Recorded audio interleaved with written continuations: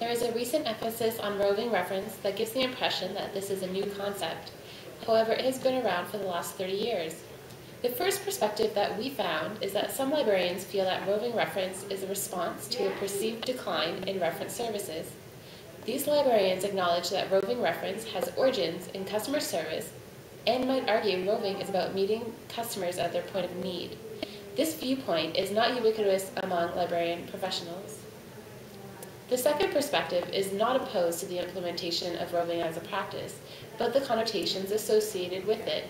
They feel uncomfortable addressing people as customers and not users or patrons.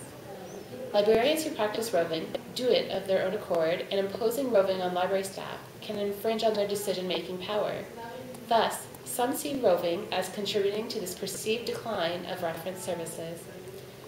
It's kind of a combination of welcome greeter type of person combined with sort of directional assistance, and of course they do as well reference. However, true sort of reference is on the decline. Is kind of having that bigger awareness of who is using the space. And to do that, they need to be up and about and actually roaming the floors. There are times in that space when it gets so busy that as soon as they get behind the desk to help complete a transaction, look up something, there's an immediate line that forms.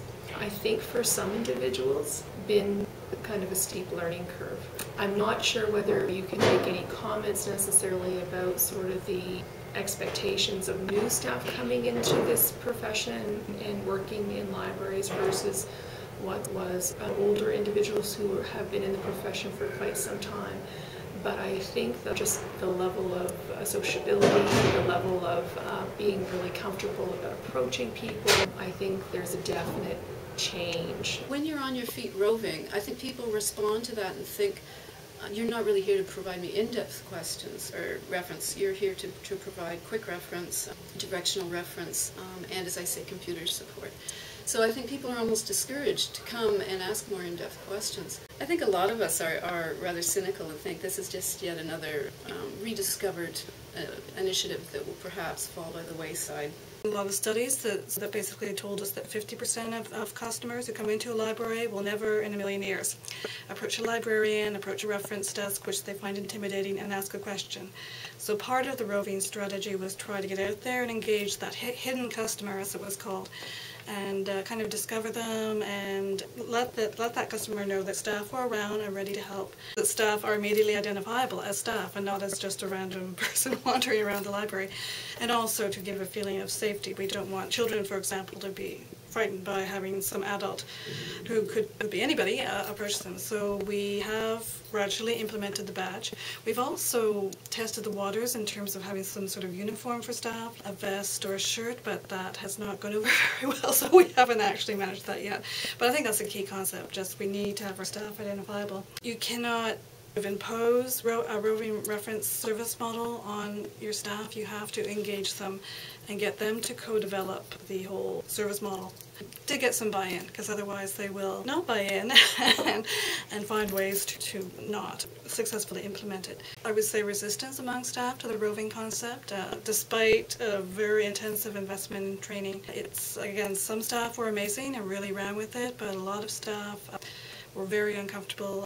We have also experimented last year or in the summer with iPads, giving staff iPads or some other tablet that would have the ILS staff module on there, so they can do all the things on the iPad that they can do on a desktop or laptop. The intent is to really free them up to be completely unleashed from the desk and to also take the phone service completely into the workroom and off the public service area.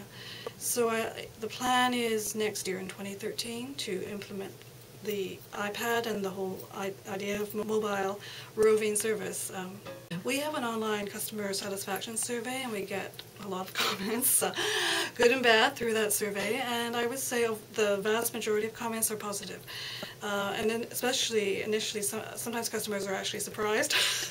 Like it's worthy of their comment that, oh my gosh, someone actually greeted me when I walked in and made me feel welcome. The future of roving reference is not about a transition from the desk to an open space. It is about giving the librarian the autonomy to meet the users as they see fit.